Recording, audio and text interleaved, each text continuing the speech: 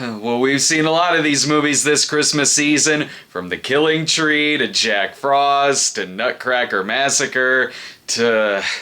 Am I forgetting one? Oh yeah, that recent Krampus movie.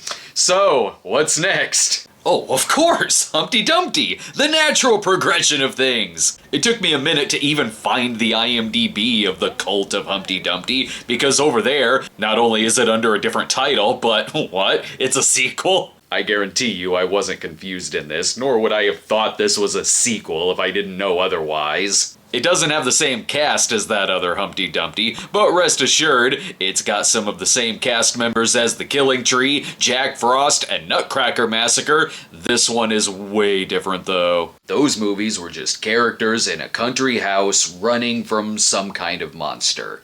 In this one, the girls come from the Cinemax boarding house, where they share one room together, then they're off to camp to help fix up the place and maybe better themselves. And the camp is, yes, clearly a backyard of a house in the middle of the country. They don't go inside of it, that makes it different. This movie is bad for the same reasons as the others, which is frustrating. I want one of these movies to work. They have the right ingredients to make an entertaining movie. I've been working on a snob episode of the Jack Frost Killer Snowman movies, which do work. Because, yeah, the budget is low, but they're very funny and have incredibly entertaining kill scenes. These movies, however, feel like their top priority is to fill the runtime by any means necessary. So we get more endless scenes where dialogue is repeated or spoken slowly with tons of pauses, or even the action of giving someone keys is done slowly.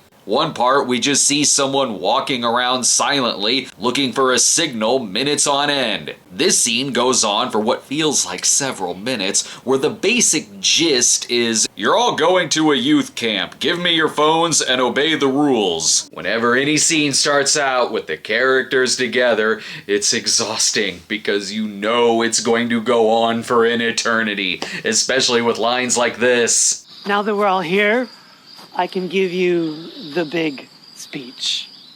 I will try and keep it brief. He's lying. This isn't going to be brief, but it is going to be awkward. And there'll be plenty more food in the morning, after you've had a bowel movement. You see, the more you excrete, the more we complete. When it isn't stopping to tell us the rules or the dark secret of the camp, which is run by cult members who practice human sacrifice to appease Humpty Dumpty, they're just stopping to read us the rules in a book. And the kills are basic, mostly made up of throat slashings, where Humpty Dumpty comes in looking like a guy wearing a baby mask that's got some teeth and tentacles on it. It isn't a Christmas movie, though there is a Santa suit in one shot. Other shots, though, are even framed awkwardly, like, where are they standing? Who is looking at who? Humpty doesn't go around saying one-liners, though, but this still looks ridiculous. The cult scene itself made me miss the grittiness and raw wrestling energy of Manos the Hands of Fate. And they didn't even bring enough cloaks for everyone. Also, Humpty, we can see the opening of your mask in the back. I'll give this a D-. It was maybe the hardest one of these to sit through so far. The others at least had a couple of amusing parts in them. This is just the draining exposition dialogue